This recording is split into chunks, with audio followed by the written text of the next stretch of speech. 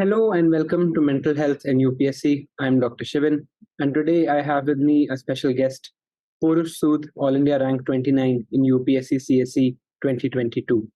Pourush is here to talk about mental health, his experiences with it, and how we can make our lives a little bit better in the hustle and bustle of UPSC. Firstly, Pourush, thank you for being here and thank you for coming on. Thanks for having me, Shiva. You're very welcome. So this was Porush's second attempt, and he had at the very top of the list this time. So Porush, would just like to start by discussing how your journey has been like, and specifically the aspect of the struggles that you have faced and the issues that you have had, rather than the strategy and the sources that you have used. Especially after, I think after the prelims exam that has been held this year, it's important that people learn that people who have such great ranks such as yourself have also gone through struggles in this exam. Right. I started my preparation in 2020. So after my college ended, we were home during the lockdown, and that is when I started preparing for the exam. And it was too late for me to apply to for the prelims of that year. But I tried to apply for the prelims of next year of 2021, but I could not clear the prelim stage itself. And I gave the I embarked on a job in 2020 itself, and I worked as a software engineer for around 18 months. And before the prelims of 2022, I took a sabbatical for 11 months. And I then prepared for prelims and mains and the interview. And I left my job in March of this year.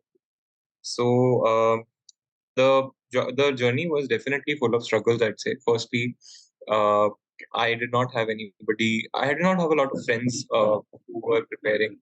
So I was mostly alone in this journey. I did not have any companions. Apart from that, there were definitely a lot of failures as well. For example, the prelims of 2021, and that was quite disheartening. But then I had to face that. Apart from that, the struggles of preparing alongside a job, which leaves you hardly any time to do anything else, and uh, and yeah, so there were also struggles with mental health, which every aspirant has to go through. I feel because of the sheer pressure of the exam, especially during the time and before the time of results. So yeah, these were some of the struggles that I had faced. Right. Um, Firstly, thank you for sharing openly.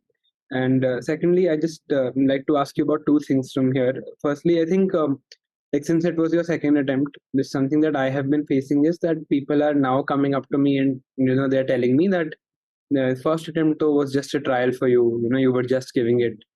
Actually, to tumhara first, this was your real first attempt, and you have come to the list in the first attempt. So, have you faced this sort of pseudo glorification? I would say, where people would now that you've made it, people would start glorifying and telling you that you were so great, and this was your first attempt, and the first attempt where you feel like where I failed in the mains in 2021. They were like, "Tab to tum bas trial de rahe the, kuch tha hi nahi." So, have you faced that, and how can we, as people who have made it to the list, how can we counter this trend? Because I think it's very important that people hear that we have had our fair share of failures, and even despite our best efforts, we couldn't make it, and this time we did. So, what do you think about that? Yeah, so I think this has happened with me as well. People think that I gave my first attempt just like that. And after I left my job 2 months before last prelim, that is when I started preparing. But that's not true. I have made it clear that I had started preparing since 2020 itself. And since 2020, April, you can say. And my first attempt was in 2021 of October. So I don't think I have any right to say that I did not study or that was a trial attempt, because that was a long time for me to study, even though it was with a job. So definitely, I had gone prepared. It was difficult to prepare, but yes, that was a pretty long time to have prepared a lot, and I did prepare and go, but I could not clear the prelims.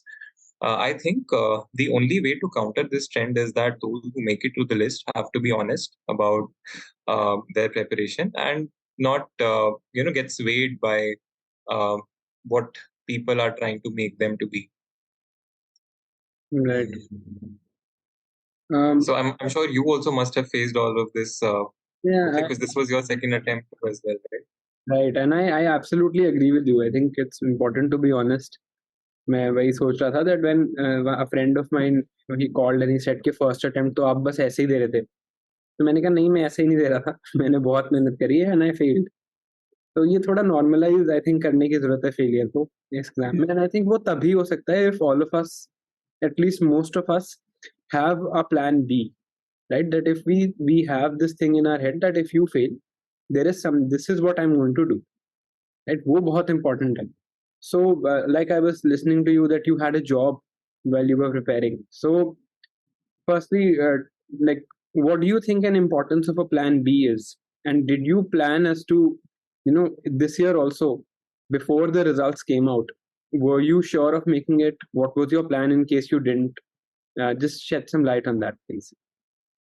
So I believe that given the increasing uncertainty of the exam, and I think prelim is kind of was supposed to be the most certain kind of a stage, which doesn't seem like now anymore. Mains and interview are even more uncertain stages. So I'd say considering the kind of uncertainty that this exam has, it is important to have a plan B. Secondly, I also feel that this exam, while it is based on so-called merit, but then there are a lot of other factors also that go into it. The situation of your house, your financial security, your mental health, all of these do play a role in the preparation during the exam. So I do believe that a plan B does help you to maintain your sanity. It helps you to understand that yes, I have an option to fall back on if this doesn't work out, because the uncertainty of this exam makes it a possibility that things might not work out. So I believe that the kind of things that people say that if you have a plan B, then you won't work on your plan A that well. I don't think that is the right approach. I feel that plan B is important, and I had a plan B, which was to look for a job if I don't clear this prelims, or if I clear prelims, then I wanted to join a job after mains. I had planned to halt my UPSC preparation after this attempt, but I'd have to admit that I was not so sure about it. But I was sure that even if I continue my prep, it would be alongside my job and not without one. So after two attempts, you thought that, either if I'm going to give another attempt, it will be with a job, with Yeah. some makes you financially secure, or you would not give at all, right? Is am I? Yeah. Is that the advice you would like to give to people who are watching? Because obviously this exam is very tough, and maybe two attempts are, I think at least I am pretty sure that I am very lucky to be selected in my second attempt. I don't think two attempts are enough for this exam, and that is why I think the government has been generous enough to grant us six attempts, because they also understand that this is not an exam that can be cracked just like that in 1 or 2 years. But like, what do you think? How should a candidate approach this? Once they feel that they have spent 1 or 2 years and they've prepared decently enough, they know about their means, answer writing now, and maybe they've given two prelims and have a basic idea. So how do you think they approach this now? Like, what is, as per you, the best way to go forward from there? I think that it's a matter of personal choice for everyone. I don't think that there should be any hard stop on the number of attempts that you should give or something. But I would say that a plan B always helps, so that if you are unable to continue the prep, if you don't want to continue the prep, then you have an option to fall back on, maybe with some effort. Like I would have had, the job market is not good right now in my field, and I would have had to work hard and get for getting a job as well. But I was sure that okay, I have the ability that I can go in that direction. So I believe that uh, regarding the number of attempts and all, I think the government has given around six chances or more, uh, and I believe that you can do. It's a matter of your choice of how many you want to give, but having a plan B does help. So I would like to ask you, Dr. Shiv, like, did you have a plan B in mind? So I firstly had my medicine career as a plan B. I was also working while I was preparing, although it was a part-time job, no, I mean just 2 or 3 hours a day. And then after mains 2022, I decided that maybe teaching is something that I can take as a plan B. Frankly, now I'm questioning a lot of those choices after looking at this paper. But I mean, I'm just thinking that at a lot of anxious times when I was very scared of what the result is going to be and what is going to happen, that plan B has supported me to no end. Like even before the results of the interview came out, I was like I had no idea I would make it, and I was almost my thought was that maybe last if the last rank would be such a huge achievement for me. So but then when I was thinking that what if I can't, I had this thing in my mind that I will teach, right? And I'm that I'm okay, and I'm okay with that. I love that. I love teaching, and I would be able to at least do something that where I will feel productive. So that is what my thought was. I think that helps a lot. That helps a lot because that like the anxiety is mostly from what will I do. So if that anxiety can be countered, something like a plan B helps a lot at that time. Yeah. And that is why I mean, after my first attempt, I was almost certain that I'm not going to give this, like I'm going to give one more attempt. But like you said, after this attempt, I was sure that either, going to my plan B, securing myself financially first and like establishing myself, and then uh, going to another attempt if I want to. Also, Right. I think another thing here is that your colleagues, they are all people who are doing like your college batchmates. They are people who are doing well in life mostly. Especially if you come from a tier 1 college, they are going to do well in life, and if you don't have a plan B, you'll sort of always start comparing yourself to them. Like I had a very very bad tendency of comparing myself to my college batchmates, and what I used to do is I used to constantly compare to them and think that okay, they are doing their post graduation and they are doing their MD, so what am I going to do in case I don't make it? But that plan B helped a lot. That plan B secured me a lot. That okay, even if I don't make it, I have something. So what do you Same think here. about I think a lot of my friends also, they were working in startups, they were going to higher studies, they were getting promotions, and that did. I mean, I was happy for them, but then I was kind of second guessing my own choices, whether about that I'll fall behind if I don't if I don't clear, what will happen. And but yeah, having a plan B did help. I always kept reminding myself that the things that I have learned from this journey while preparing, they are very nice. They're a lot of fun, and even if I don't clear, this journey will always help me in my life in the future, and no matter what field I am in. it? Right. I think it's very important to tell everyone who's watching that even somebody who has made it to the top 30 was not sure that they would, and even they were thinking of a plan B. So having a plan B does not ruin your plan. It really secures you. So I think, and especially after prelims 2022, I'm sure that everyone is realizing that this is very important. Uh, Yeah. Sorry. And I'd like to add that I don't think anybody is sure that they will make it to the list. So I remember the kind of anxiety I had before these results also. I was not able to sleep properly since 1 week before the results, and because I had to prepare for the upcoming prelims as well. And I was preparing for the prelims until the result came. So I had absolutely no idea that I would make it to the list. Right. But I'm sure like before whatever was happening before the result and what was happening after, like once the result came out, how was that different? Like, have you seen people change around you before the result, the way they used to talk to you, and today the way you are being spoken to? Have you also felt that you are being eulogized or glorified in a manner that maybe should not be done? Definitely, I could definitely see a big change in which, I mean, after the declaration of the results, in the kind of the way the people talk to me, the kind of attitude they have towards me, and I felt that that's quite sad, honestly, because uh, I mean, I could have been on this side of the list or on that side of the list.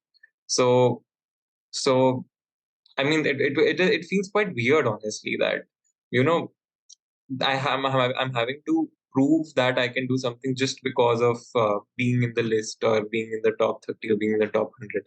So while I feel very fortunate to have made it to the list. I always think about what if I hadn't, and how would the things have been back then. Um, so yeah, there is a big difference, and it's quite bad, honestly. So this glorification that that you were just speaking about, that people are speaking to you differently, and that the things that happen, I think this has a huge impact, especially in tier two, tier three cities, where people see these stories of people making it, and then they have a tendency to blame their own children. I mean, yesterday after the prelims, I have heard stories where people are saying that their parents are asking them how they could not clear such a simple exam that somebody could clear, that where they were just studying 15 minutes for. Like I'm sure you read this news article that somebody has cleared the exam studying just 15 minutes every day or something. I'm sure even the person who has cleared this exam, it was not their intention to say this. It is just Yeah, like this in the right. so, and people from tier two and tier three cities hear this, and then they blame their own children for whatever has happened. They tell their children that why can't you make it, or why can't you do it. So what do you think can be done about that? And I mean, other than the fact that of course we're trying to admit that yes, we were also not certain, and this was also such a problem. Even the people who make it, who are scoring 120, 130 in the prelims, they are not making it through the means. And there's we can admit that. But other than that, do you think there is a systemic change required in the UPSC community with regards to this? Yes, definitely. I remember that when the results were declared, somebody posted about my result on the apartment group, and a lot of people started congratulating, and a lot of people asked me to give a lecture to the children of the apartments who are probably in their class 11 and 12 right now. And I thought to myself that the first lecture that I'm going to give is to their parents, that please don't force your children into this, and please don't compare your children with others. I do not want to be called a Sharma ji ka beta who people compare myself with, because everyone's different, everyone has their own paths, and I think there is a systemic change required in the relatively older generation of this country to to not force the children into anything. And I think even on our part, I think that's why financial security and all also comes into picture here. Having a plan B becomes important, so that UPSC is not the only thing in life. You also have to understand, and parents also have to understand. Another thing I feel with Plan B, except for of course the very very important financial security that it gives, is I think the sense of self worth that it gives. Like I remember that when I was giving the mains, I failed in mains 2021. I gave mains 2022. Then I couldn't. Then of course I cleared mains 2022 when the interview happened. But after that I started teaching. So other than of course it gave me financial security and a sense of confidence, it also gave me self worth, that I am worth something even if this exam does not work out. And I think that is very important. And also people who have made it must also tell everyone that they were just as insecure, right? So maybe that can help stem the current of undercurrent of glorification that is happening, where every topper is just plastered on the on the on newspaper articles and YouTube shorts and whatnot, where they are just sharing their strategies, and people are thinking that okay, this is so simple and this can be done. And then I think people at some level start blaming themselves, that this person can do it and why can't I, right? So I think it's very important to admit also that we just sometimes we just don't know. Right, and I believe that when we talk about these kinds of videos that are available, shorts and all that are available on YouTube, we always have to remember that we need to take them with a pinch of salt. We never know, like for example, in my case, uh, I did not have a very well strategy planned in mind. I did watch toppers videos once, and that was when I had just started preparing. So they were definitely a useful resource in the initial phase, to make a book list, to see how it works, because did not have any idea of the exam back then. But but but as time progressed, these toppers videos and all, they kind of started affecting me more and more, as in started giving me more anxiety, and all. And apart from that, uh, these shorts and sensationalization of media has kind of made, as you were talking about the so-called topper who studied for 15 minutes a day. I'm sure that was not her intention to say, but then the words were twisted in some way, and presented in a way. So even if you watch any videos of toppers and all, then you should take what they say with a pinch of salt, and always not blindly follow, but think about it yourself, look at a couple of videos, and only then decide what works for you. Right. From here, I think I can come to an important topic, which you've just brought up, is how social media impacts us. Like when we see around us, it's not just the videos of toppers. We also see our colleagues, our friends. They are progressing in life, and UPSC is such a isolating journey. Like you are practically locked in your room for 2 years. So social media does have some good things to it, that it gives you an outlet, it lets you see what is happening in the world, but it Right. also has a very negative impact. So where do we balance that, and how do we do that? So I was active on most social media during the initial part of the preparation, where when I was working. And as when I stopped working, all of those, as I mentioned, my friends, so social media is all about highlighting achievements, right? So a lot of my friends were doing so well. They got promotions and all, and that started impacting me. That started making me question my own self worth. And I think I had to make a hard decision to stop using social media like Facebook or LinkedIn for a while, because that did help me. Not all social media. I mean, the one where you are a part of a community which is kind of anonymous, uh, or just has video share like YouTube and all, that is fine. But the ones, it's up to you again. So the ones where I knew of everybody, and I was able to see what people did, what achievements they had, so to speak. So that did affect me a lot. So I had to take a break from social media for a while. Right. And like, did you, like, once, I mean, I admit I'm guilty of this, and I'm also admitting to viewers that me and Porush have spoken about this before. Like maybe this is something he'll not share himself, but I'll tell about him, that he is not posting anything to his LinkedIn or social media about his result. That's how humble he is. I'm not. I As soon as the result came out, I was like, I am going to celebrate this, and I posted on Instagram. But he didn't, and I think that's something we need to learn. And if we are posting our achievements there, I think we also need to post that we failed. There were a lot of failures in the journey. It was not a smooth ride. Things have happened, and I think once that starts happening, maybe it can be more wholesome, and people will realize that it's not just, like, it's not an overnight success. It has so many talents, tear and blood and sweat, and only after that also there is no there's no guarantee. Yeah. I have to admit that I am giving some interviews to some of my coaching institutes on YouTube and all, but on Facebook or LinkedIn, I did not want to post because I knew how it feels when someone does that, and it's all about the success, and it feels like it's an overnight success, but it's not the case, and I don't want anyone to feel like that. So I try not to post anything on those platforms. Right. So now let's come to a little bit about how you were when you were preparing. So I mean, and just trying to demystify some things that people say about quote unquote toppers.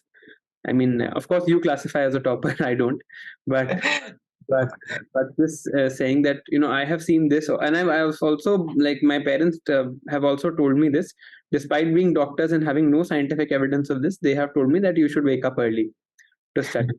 So what is your thought on that? Is it important? Are you supposed to wake up early to make it in this exam?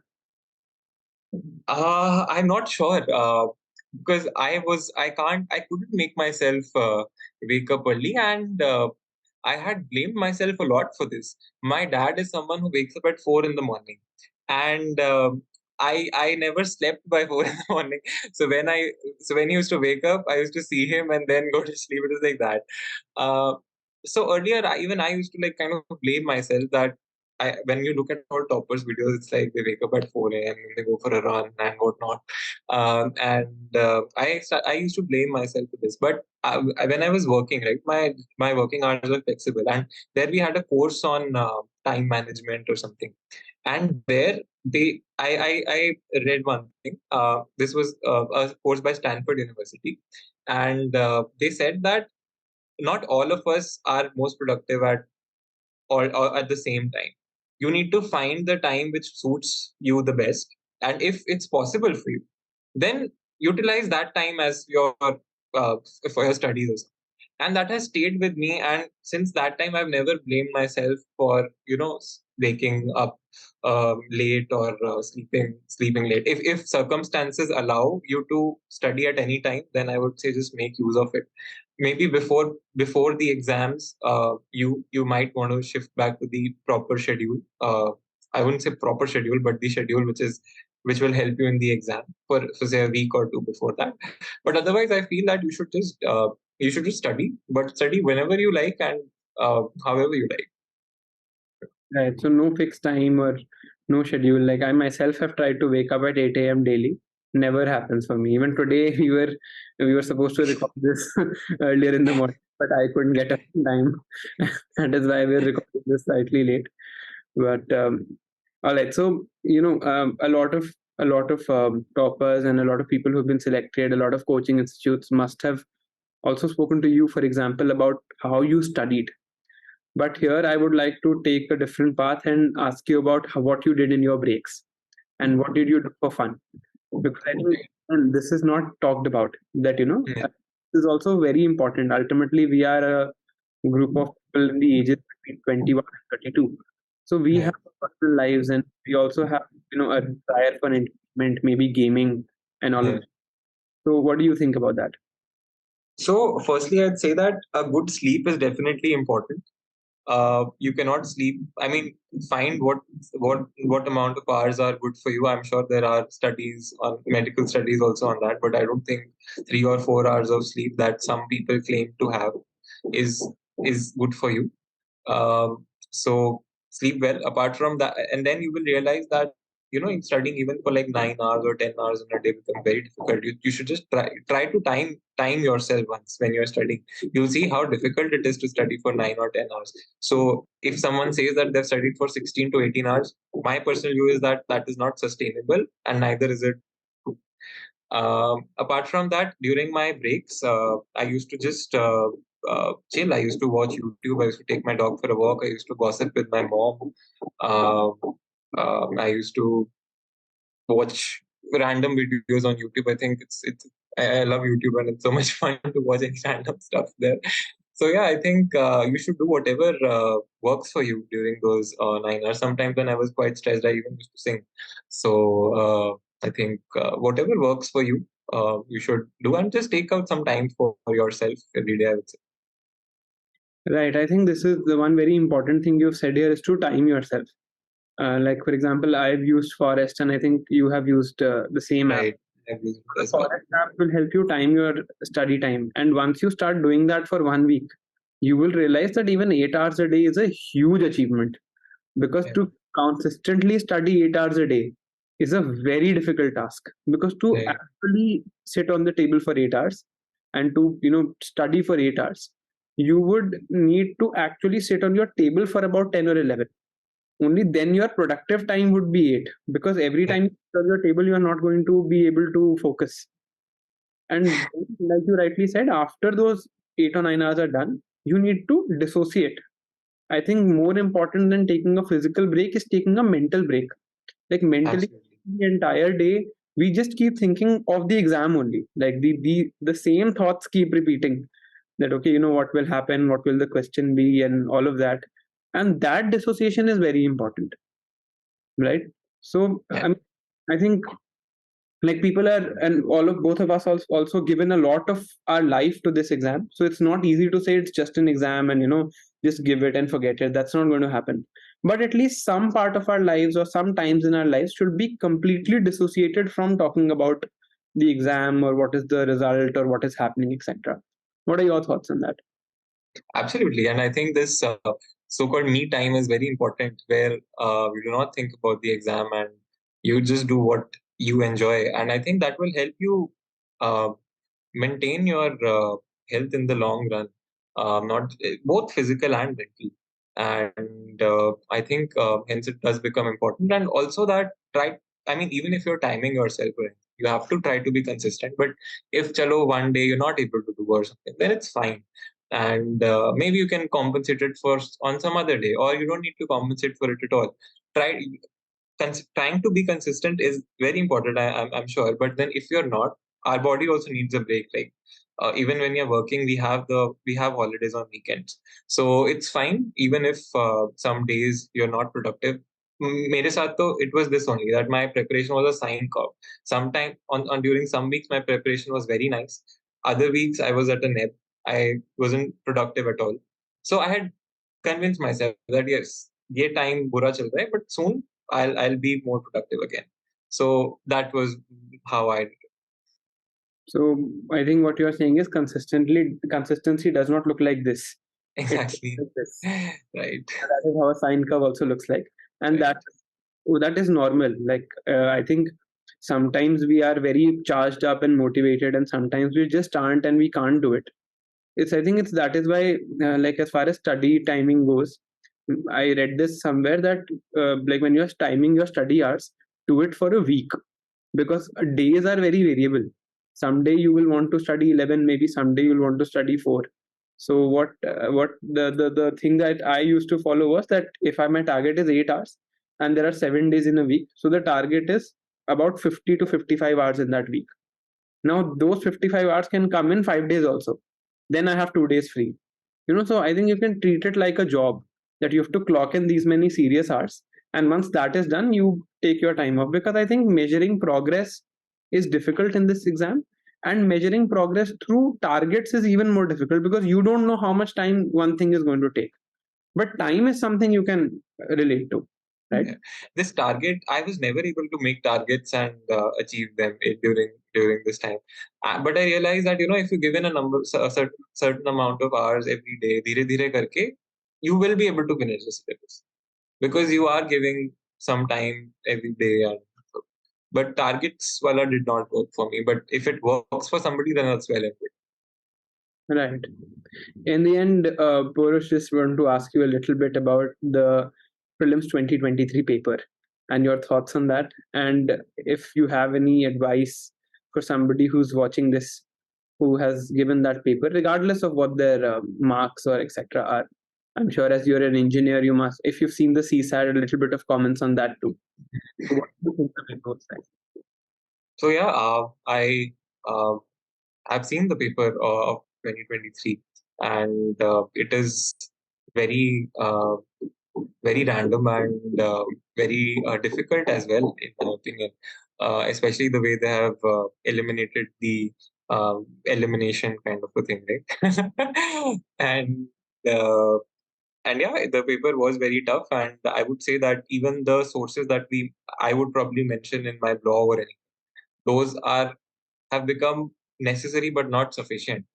So I think the fact that we should have a plan B becomes even more important now.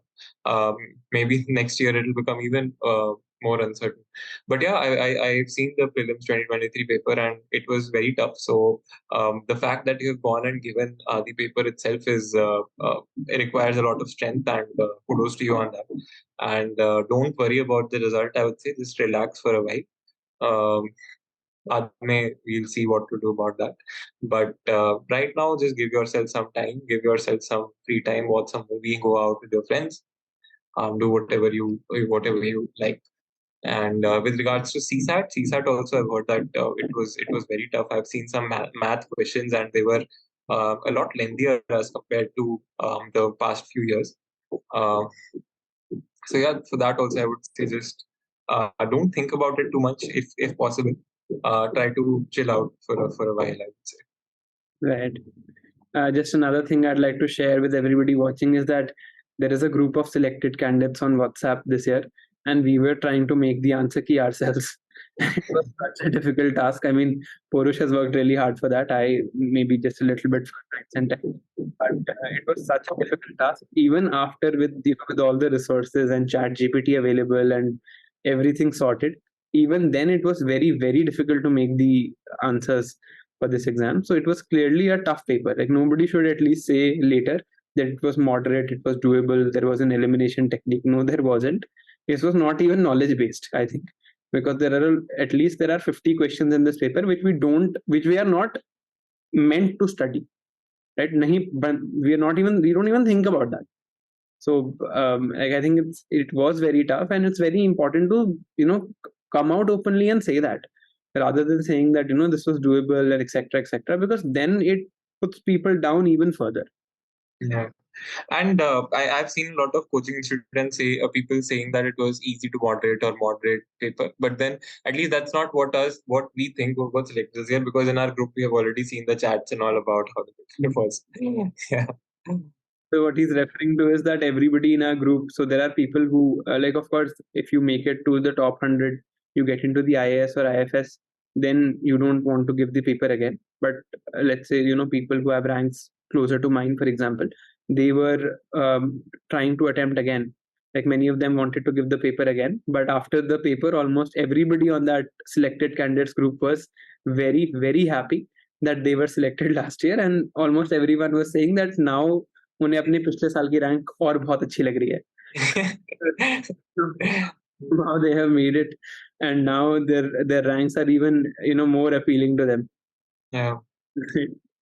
So And I don't think that's possible really to predict cutoff and all this time. So don't think about all that, I'd say. right. Yeah. Right. All right, Purush, just thank you so much for coming on and for being so honest. I think this is the least we can do. I think we can just admit honestly that we are not demigods, and we have also tried and failed and tried and failed and somehow made it to the end, so that people realize that this is not an easy journey. And of course, a plan B is very important. I read somewhere that now, even, I mean, after how uncertain it's getting, maybe UPSC is going to become plan B, that Yeah. you pursue your degree or whatever you want to, and then you just think about this exam as something in the back of your head. The problem is that there are a lot of, I think, candidates who do not have a plan B right now. Right? So, do you have anything to say to them? Like, because a lot of people have like this opinion of doing UPSC since they've started their degree or something. So they do not have a plan B in mind. So, what can such people do? So I think I'd like to now classify them into parts. One is somebody who's giving the attempt in 2024.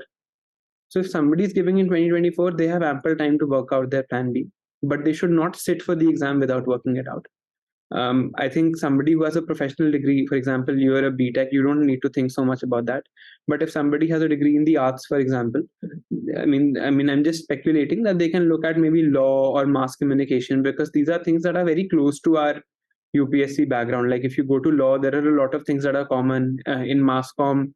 As a journalist, maybe you require broad knowledge, generalist sort of perspective on a lot of things. But the more bigger problem is for somebody who's given the attempt this year, not making it through the prelims, maybe, or there are people who will not make it through the mains, and then they have to think about it. So if somebody is going to write the mains, I know this for a fact now, that there are jobs available in the coaching industry. There are many problems about the coaching industry, but this is one good thing, that jobs are available. If you're willing to work hard, they will pay you decently, and at least you'll be able to sustain yourself. But yes, if you don't make it through the prelims, it is a problem. I mean, of course, it's not easy. So I would say that at least look for a degree. Sometimes a degree can help you get that. Sometimes maybe you have some family enterprise, or sometimes you just want to do something on your own, maybe as a startup or something. But very important thing I'd like to say is that another examination is not a plan B. A plan B has to be something that is certain. Like you can, if you think about the state services, as it's just as uncertain as UPSC, and then when your plan B doesn't work out, then it becomes a problem. So plan B has to be something that you can fall back on anytime you want to. So at least, if of course somebody will be in a situation where right now they don't have a plan B, and frankly there's not a lot we can do about that, but I would say that at least it needs to be planned for the next attempt. Like I don't think anybody should be giving 2024 without having a plan B, lest they are very financially secure and it's their first attempt. Other than that, anybody who is not giving their first attempt and coming from a well-off family should not give this exam anymore without a plan B. This is, I think, the lesson that maybe PSC wanted to teach us with this paper. Right. So thank you, Pourush, for coming on and being so honest. I hope at least somebody will benefit from this, and they'll. I think it maybe we can just a small voice to counter the current of glorification, and I think that will increase now with the toughness of the paper. So I think this chat was very important, and thank you for taking the time. It was a pleasure to have you here. Thank you, Shivan.